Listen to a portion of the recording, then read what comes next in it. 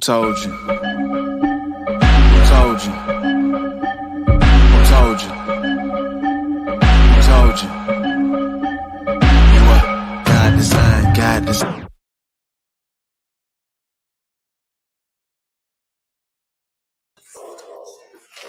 What's going on? We made it, y'all. We back again with another super duper live episode. Thanks for joining. I'm your host, Jordan Pittman from Exotic Boerboels, bringing you everything in the name of love, for the sake of love. We love the dogs. We love y'all. We love y'all. We love the dogs. We here. We made it again. We back. And we're very excited to be here.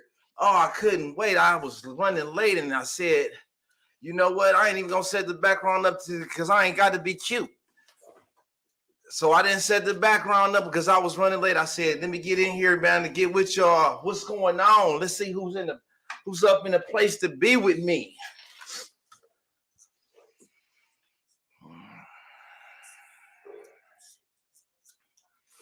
What's going on? Oh, yeah. Yeah, let me get... Hey, yeah, we're going to stay focused, though, y'all. Keep it all about the dogs. What's up, everyone? Thanks for joining. Super duper excited. Like, as always, I hope everybody had a great week. I hope that you did something very productive today. I hope you stayed focused and stayed on task.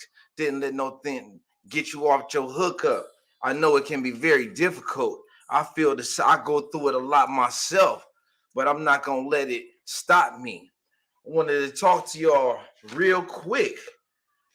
Going to do a quick recap on our last. What's going on?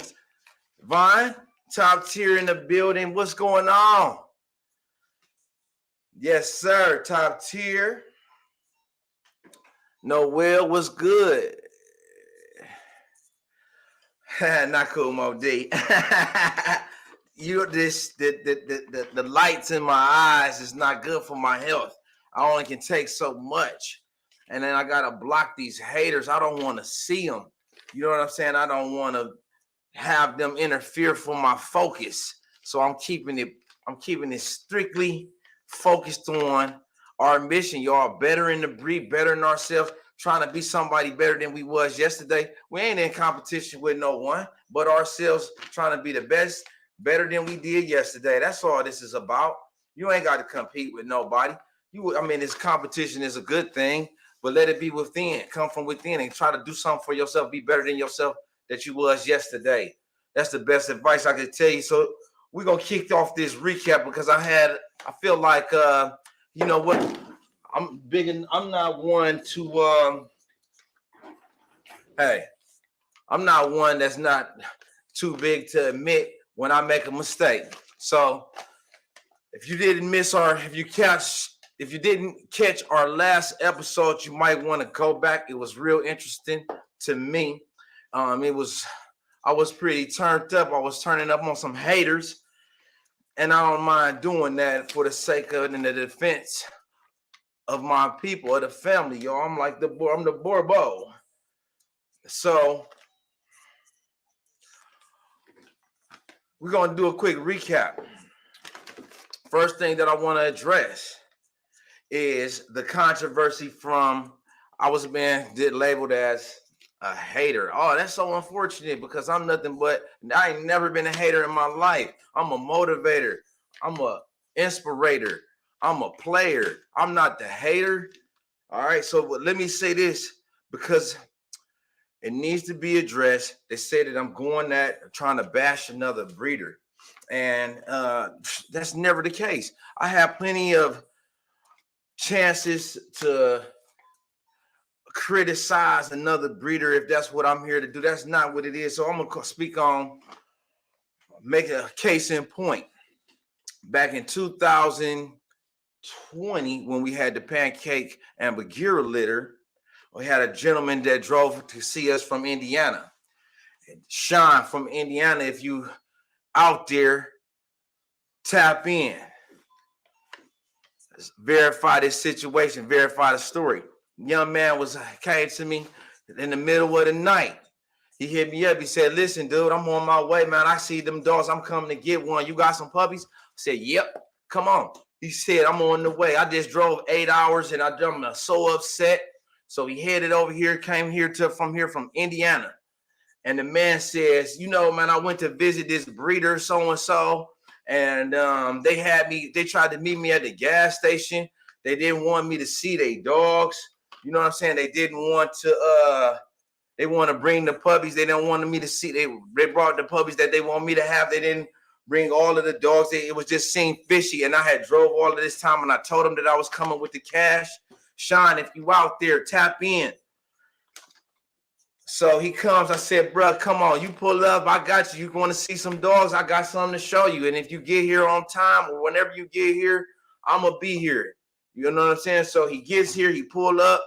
You know, I had him meet me at the undisclosed location. You know, we checked out. I met him, shook his hand, looked him in his eyes. And before I just customary practice, brought him down to the spot. And then he pulled in, you know, long story short, he cops a dog. Very happy with the dog. So he, in turn, reaches out to the person that he had just visited. And I'll reveal the name in a few seconds. He says, hey, I got this dog. I hooked up with one of the top breeders in the nation.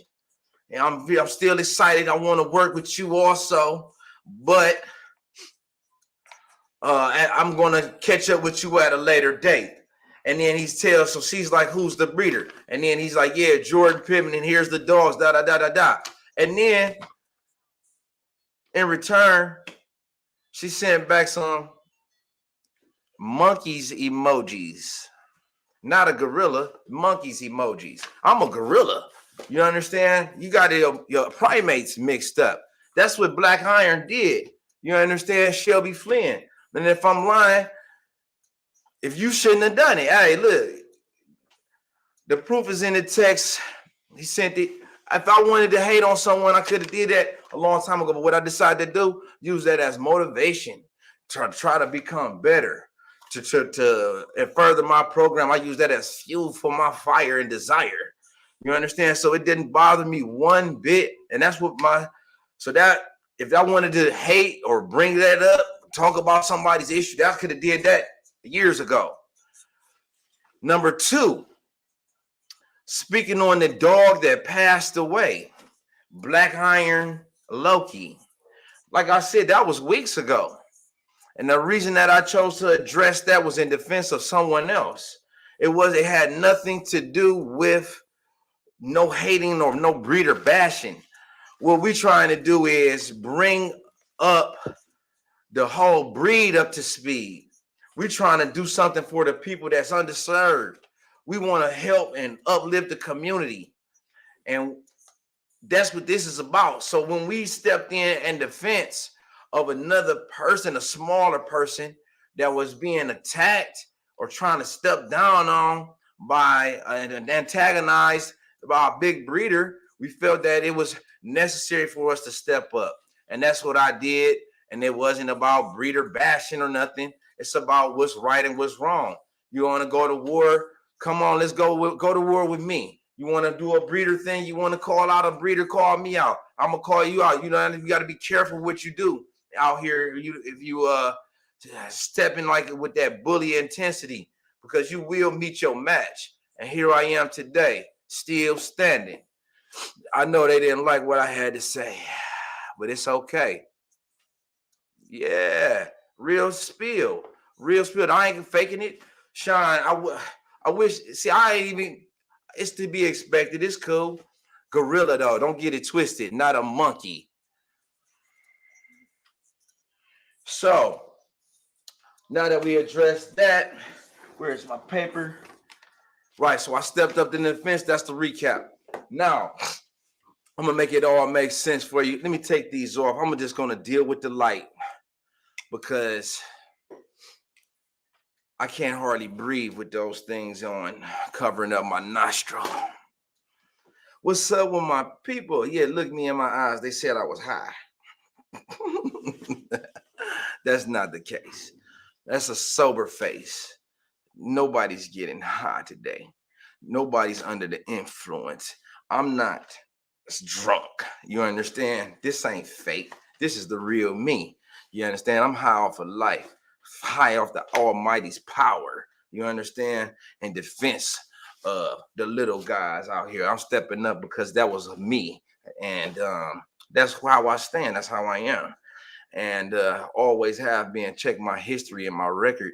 You understand? I done slayed many giants in the past. No problem.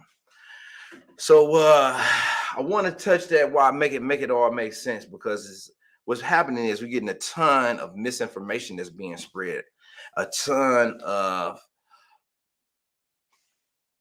plain and simple, what did they call it? Fake news. Fake news in the Boerboel breed. Yeah, I'm gonna tell you all about it. It's a lot of it going on. Okay. A lot of these people leading you to believe, a lot of these so-called authorities within the breed would like to lead you to believe that, excuse me, they're doing everything right.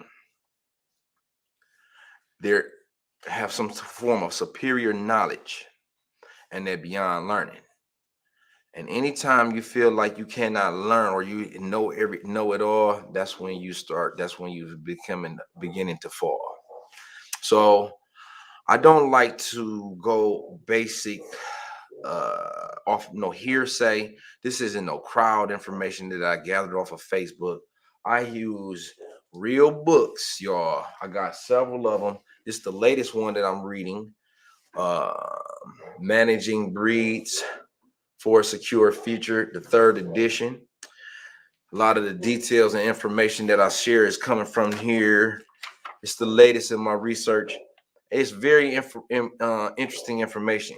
It's going to bring us to the topic that we have today, and I hope to address a lot of concerns.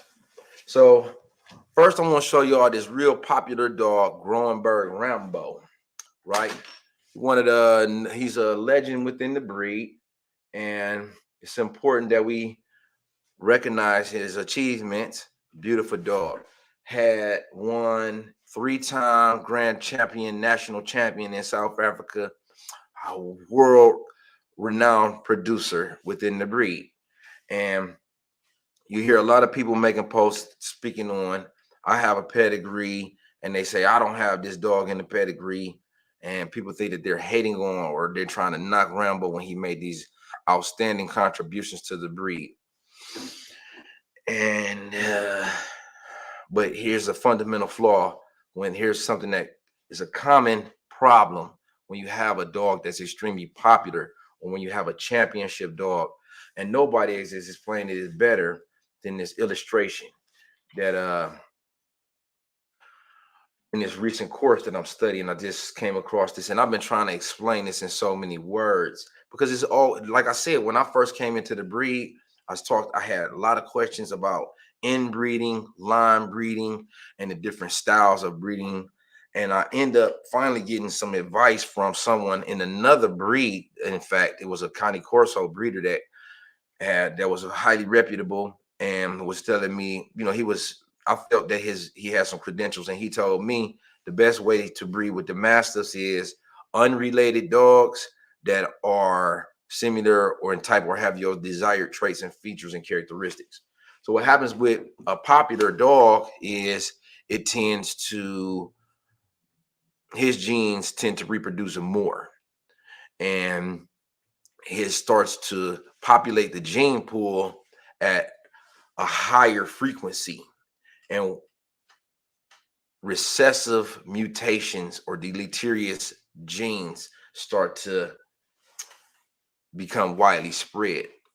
And when you have a limited gene pool, when you have a closed gene pool, you start to breed yourself into a corner, or you start to breed yourself into genetic bottlenecks. And because of that, that's what's up, Willie. You're talking about Tony Scandy. That's the one that told me about breeding in similar types. But let me stay on subject. So you start to breed yourself into a corner. You start to have what's known as a genetic bottleneck. And that's one of the reasons that we see so many different breeds nowadays with all of these genetic defects and illnesses that's associated with every single pure breed of dogs is going to have some form of genetic defect or associated with that breed. Every single breed. And then a lot of times it can be traced to individual dogs, or because that same dog was a champion dog and he was spread widely throughout the gene pool. So in the immediate, it doesn't really have that much of a problem if you say, okay, this is just a daughter or a son of that particular dog.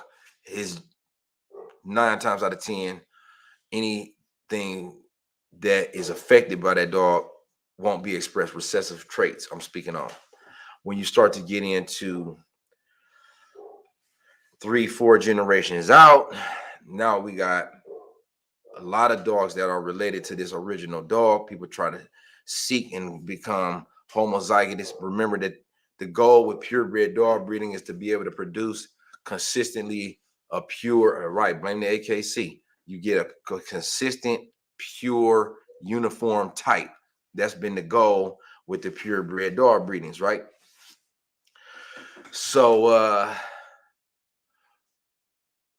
while we have to avoid it, the biggest problem within our breed, and this took me, didn't take me long to figure out. I figured this out back in maybe 2010.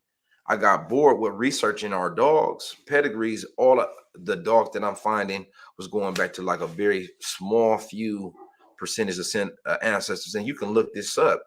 If you don't think that I know what I'm talking about, I wouldn't even be speaking on it.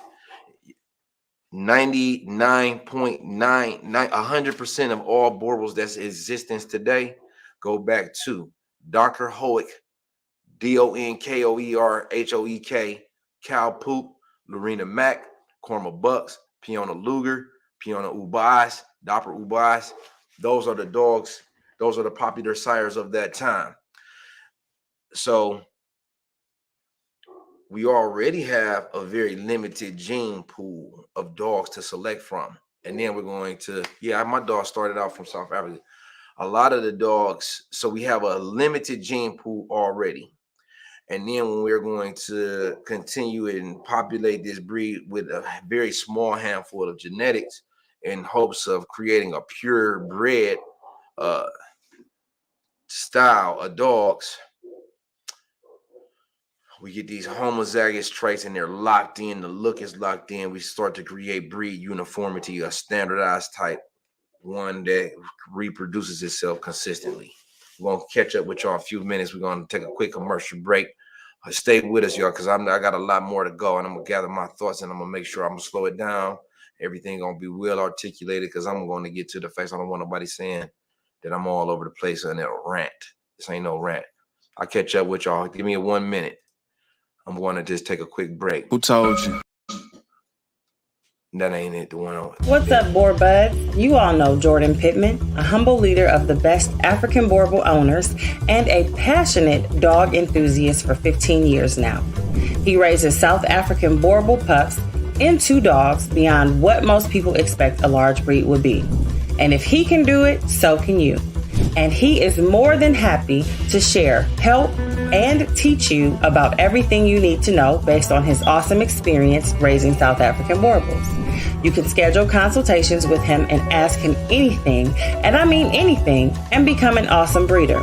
Learn everything that you can from our past experience, avoid making mistakes that have been made before, talk, listen, and learn, and vow to one day in the future share all that you have learned with a newcomer to the breed. If you are ready to be awesome, please reach him on these details for pricing information. Believe he is very excited to chat with you and help you become an amazing breeder.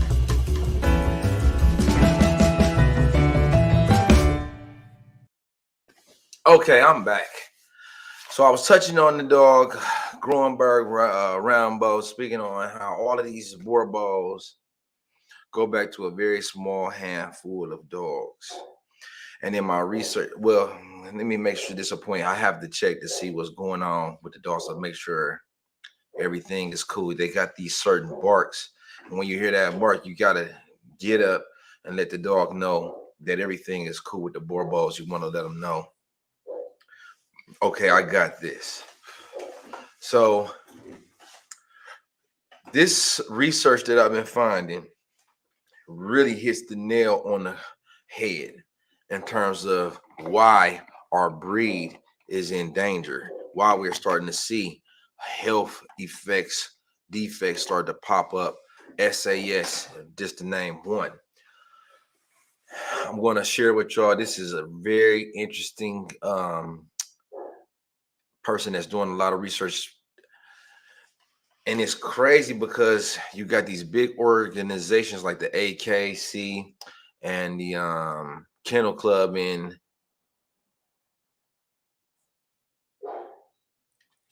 they have the Kennel Club. You have these organizations that are vehemently against this science that's being evolved, and they want to say that they can fix it through testing and their evaluations, and they're going to argue against these studies where you have thousands of dogs that they have looked at the results of the lifespans, the health issues associated with all of these breeds. You can't argue with that, no matter what you say. I'm gonna open up a window, y'all, so y'all can see what we got going on, what I've been researching. Here it is here. Basic population genetics for dog breeders, y'all. This is something that everybody, anybody that's interested in becoming a dog breeder, or anybody that's considering purchasing a dog, it's just valuable information. It gives you good understanding of the not only our breed, that it's a lot of breeds that's in trouble, purebred dogs. Let me get logged in here, y'all. I want y'all to see this image, and it really illustrates what is going on with our dogs while we're in big trouble. And y'all can join this. This is a group on Facebook, Institute of Canine Biology. So y'all don't think that I'm just coming up with stuff off the top of my head. This is facts, factual information based off of science. Hard to argue with the facts. So let's go to a basic population genetics for dog breeders. And this is a free course to Sid person Carol Baccarat put a lot of time and interest into this. She really wants to help people, from what I can see, just like us, produce better dogs and help people. So let's talk about this. Let's get into this thing. Just bear with me, y'all.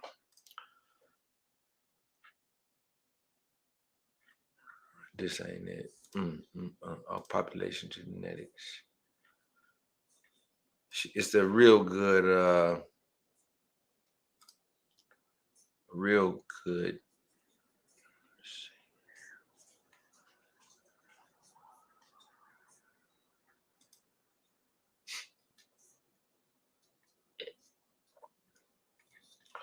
Well, what happens is, if I can find it, cool. If not, cool too, because I can explain it. And it's the problem that's facing not only our breed, but a lot of breeds. Popular sire syndrome.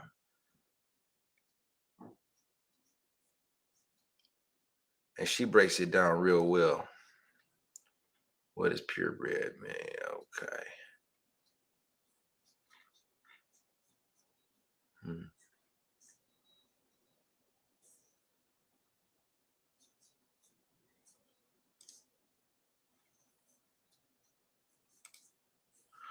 Well, yeah, what it does though, it basically says that once one in the normal situation, one dog will produce about with a regular frequency, right? So he's gonna have only so many offsprings within the next generation. He's going to contribute his genetics if he's a valuable dog that is strong and powerful or whatever, and has features and traits or characteristics that's desired in the next generation. His genes will live to pass on. And what happens with a popular sire, or what happens with a champion sire syndrome, is this dog produces more. So his genetics become popular, his populate the breed with, they kind of skew the averages, and his, you know, on average, dog will have more offspring. And eventually those dogs breed to another dogs, and you start to get these traits fixed within the breed. You get these deleterious recessive traits that are undesired fixed within your breed. And the problem when you have a popular sire is all the dogs are related, so there are no alternative lines for you to breed to. We already see this becoming a high frequency. So here's the thing. Some people say, oh, well, no, it's no Rambo in there, and that lead you to believe if it wasn't Rambo, would it be another dog? I suggest y'all, I'm gonna click this out. Y'all suggest y'all, when y'all get time, to join this if you have that kind of time. It's quick reads, courses that's 8 to 12 weeks or whatever. I don't see the what I was looking for. Hold on, I'm gonna try. I want y'all to see this though, because this thing.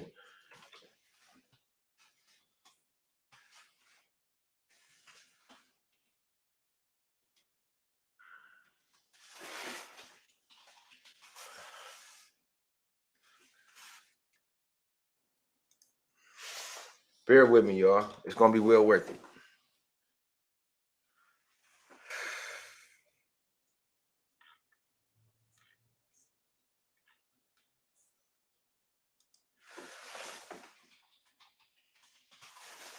Bear with me. It's gonna be well worth it.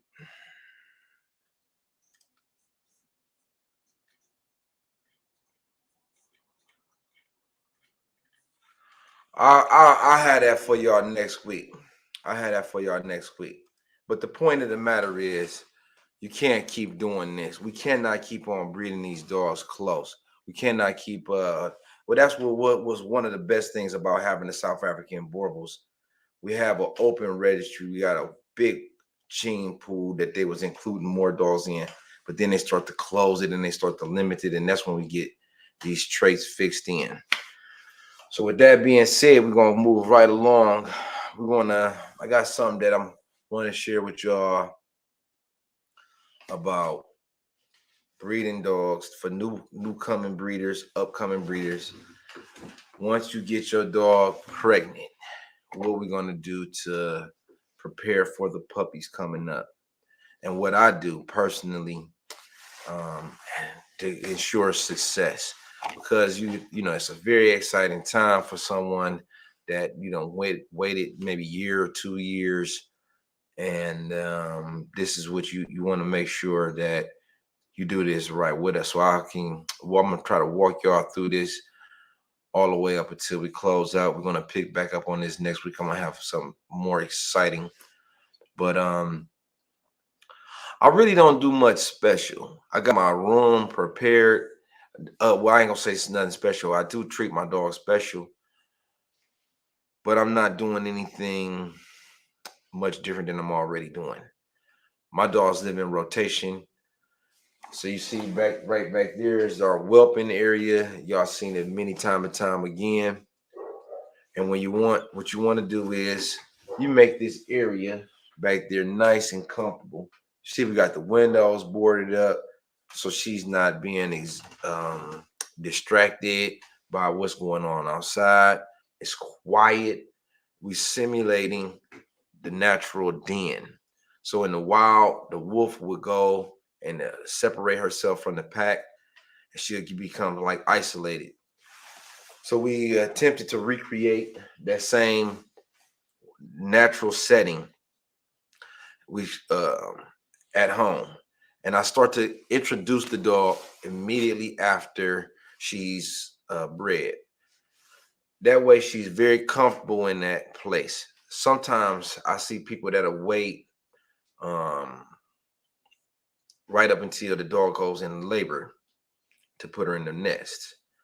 And what happens is the dog's not comfortable. She's trying to escape.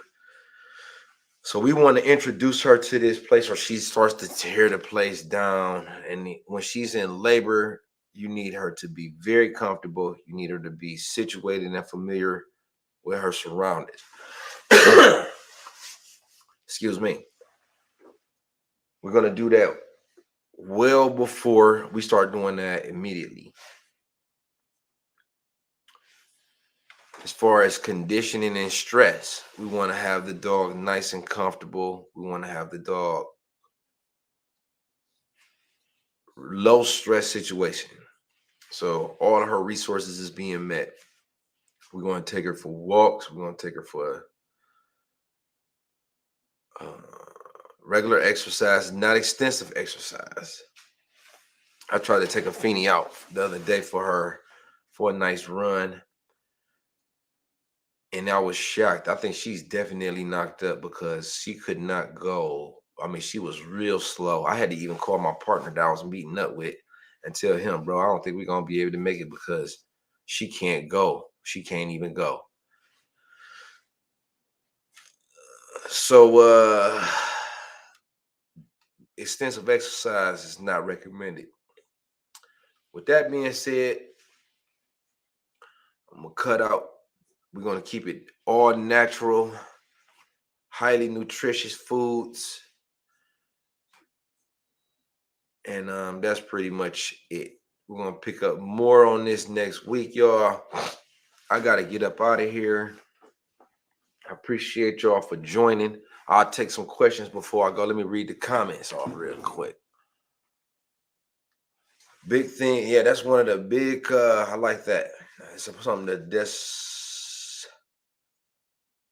I think it's important to highlight too.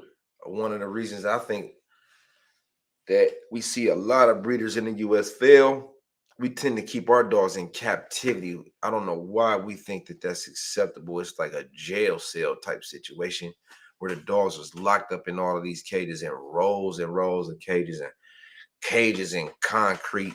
That just is not the way that the dog is used. It's not an ideal situation for any dog, even a human at all.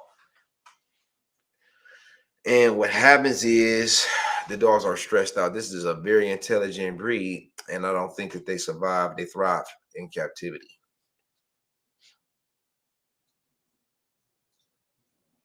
Oh, good looking family on that.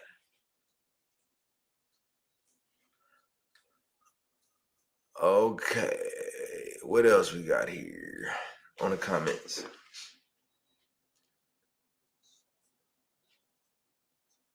Five types of Boerboels. How does your breeding? Okay, here we go. How does your breeding program encourage the dogs to be working dogs? They were designed for property protection and livestock guardian compared to kennels that are becoming increasingly more popular. I think a fundamental difference with a Boerboel and a kennel is designed designated livestock guardian, whereas a Boerboel is a more traditional family dog. And what we do excuse me, it's getting late. Y'all didn't know, I've been up since early. If y'all didn't know, I'm gonna let y'all in on a little secret. Exotic Boerboels is located in the belly of the beasts. We live in a real situation that calls for protective dogs. It's people getting shot around here on a regular basis. Crimes occurring at a rampant. I caught someone, my own helper, for God's sakes, trying to break in my house last week. You understand? So this is our dogs don't play. And that's what woke me up to what's going on down the, you understand? I caught this dude downstairs trying to break in due to the doors, and he's like, man, you can't be serious. You know I'm in here. You could have just called my phone or whatever. This is a real situation that our dogs is living in. And when they tested regularly. High crime environment.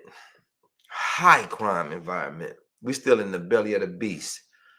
So they actually are truly doing a job that they were designed for, protecting families and property. How do we encourage the work and the drive is through our simulated migration with the bike and the run. That's how we keep the dogs fit and true to form. It's performance evaluation. They said that I ran the lady's dog to death, by the way. How ridiculous. How utterly ridiculous is that of a statement? The dog wasn't supposed to run, and I only ran the dog just like I did my other dogs. I'm supposed to coddle a dog? That ain't how it work around here. You got to earn your keep. Dog don't earn his keep. So that's how we're doing that. Thanks for the comment, Aisha. I hope I'm saying that right. There is always, let's see here. What's up, Willie Coyote? Well, there's always a benefit if you do your research on what you want to bring in and the genetics to die. Thank you for the comment, Willie. Wiley. There's always a benefit if you do your research on what you want to bring in and the genetics behind the dog when combined with yours. Exactly. Thank you for the comment. Are you introducing Boerboels? No. Long story short, we are not introducing, we're not bringing dogs in from South Africa like puppies. That's long story short. Puppies can be elusive. My thoughts on puppies is you really don't know what you're going to get. It's hard to really determine and identify the source. I don't like real closely line bred dogs. So if I do roll with a dog, it'll be an adult that I can look at and I can see this is what he's bringing to the table. And that's how I would choose to include a dog from South Africa or any outside genetics. I would look at I wouldn't look for a puppy. I look for a grown-up dog. And then I got a whole litter of dogs to select from if I feel like there's value. And I learned that's not even my science. That's from one of my mentors. He's been begging me to do that since I started. In the beginning, I did the line bred thing, the inbred thing, and it worked out. But it, like I said, we did find out in a real short period of time what was the defects within the breed. We saw eye issues, we saw skin issues, immune system issues, and that was a sign to start continue this outcrossing. And then we did lock in the athleticism and the drive, which is a reoccurring thing within our litters. The temperament is also stable and solid. And I think those things got to be highlighted more than what a dog looks like. My personal thoughts. So got that one. There's always benefit. If you do your research, we talked about that. Spoke about the 5 types. Is for what's going on? Oh my goodness, I didn't know who that was. What's going on, family? Good to see y'all. Thanks for joining. Thank you for that. Kangos are becoming, yeah, they definitely are getting more popular because people is looking for something new all the time. I think, I don't know why. I guess more farms and livestock is requiring this type of dog. What's going on? Yes. Those dogs are super duper. Them were some of my favorite dogs when they was here. And some of my favorite people got them. Y'all definitely got some special ones. Thank you for that. Y'all can always share. We're looking forward to seeing more, especially that last one. Oh my goodness, that was my dog.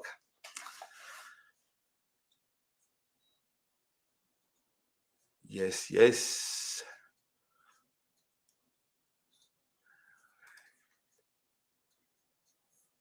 Yeah. Arizona, yep. What's going on with my bro? Monroe does amazing with his dogs. A true dedicated dog, man. Did a massive box for my course. Yep. When you put those moms in there, they definitely do become more calm. And you don't want them to panic and be trying to jump out the box. So you just get them familiar with that situation long before they go into labor. We're gonna do a intense. I don't think that's something that we can explain in one episode. We're gonna do a series on that. How to prepare for your dogs to have puppies. Let's see here. What's next? Much more attention to the pups. Right. And try to explore the area and figure out, is it safe or is it secure? They'll spend much more time licking and tending to the puppies. I'm gonna do that. Put a thing on my there to do that. Are the Boerboels natural protection? I would say yes.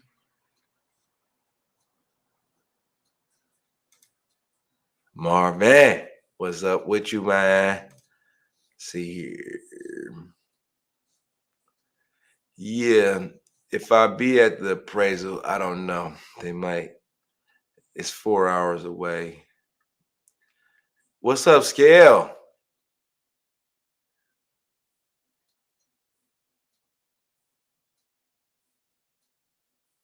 What's up, family? I appreciate that, man. I'm looking forward to see how Aza doing too, man. Yes, you got to share her with us. You got to share her with us, because she definitely is impressive. And then we see you putting in the work, bro. And it's evident. That's another thing I want to touch on. If you're putting in the work, you cannot be denied. Everybody gonna get their time. Make sure that you're doing your best and invest in your dog. Before I go, y'all, I want to say this. Don't let nobody take advantage of you, friend and friend or not. You understand? It's one thing to do something out of the kindness of your heart, but at the end of the day, you owe it to yourself to not be taken advantage of. Don't let nobody just do you any kind of way, try to make you feel bad for standing up for yourself or standing up for somebody else. What's right is right and what's wrong is wrong. If you're not the man enough to stand up behind your dogs that you produced, then you should not be breeding dogs. And I can't rock with you. Friend of whoever, family, it makes no difference. Right is right, wrong is wrong. If you breed a dog, you should stand up on it, stand up behind it, and support that dog until the end. Flat out. Can't be no other way. With that being said, y'all, I appreciate everybody that took time out. Bear with me. I'm going to get better with this production thing. I'm doing this on a solo, y'all. I'm trying to make it informative as I possibly can. If you have questions or if you have suggestions, I'm going to try the thing with the light, because I get headaches, migraine headaches. And I have to shut down. I have to make sure that I take time to rest and recover. But I'm here for y'all, family. I am. I mean that. And when I say something, appreciate you, dog.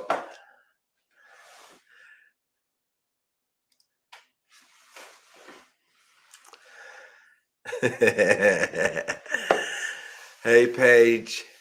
Paige says she's so happy with her puppy. He's amazing. Painting her up like any booger, but he is amazing. That's what we want to hear. When you get an exotic Boerboel, trust me, it's gonna change your life. It's gonna change your perspective on how you feel about dogs.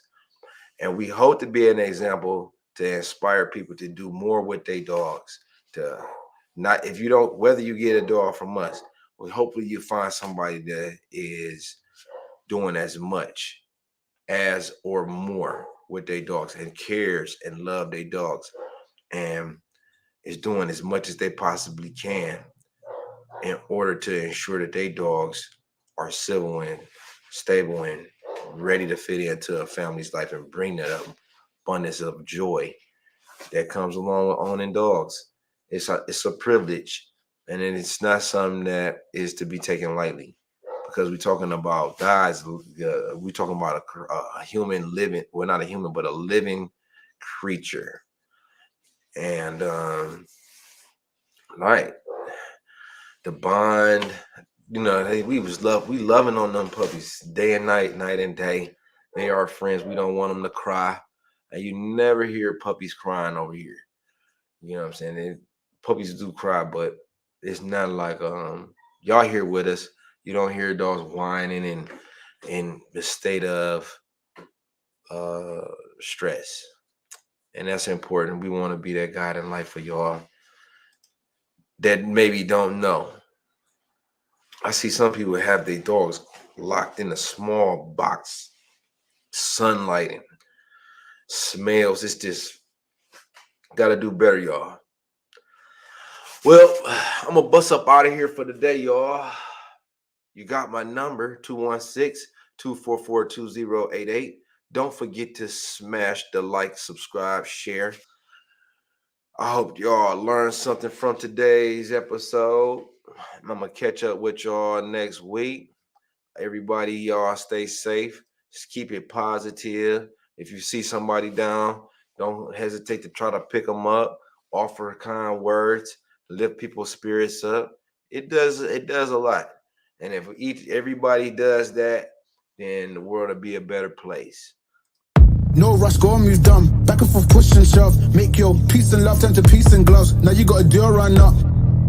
No rush, go on, move dumb. Back and forth, push and shove. Make your peace and love turn to peace and now you got a deal run up. Whole gang, whole man, old school, young jam.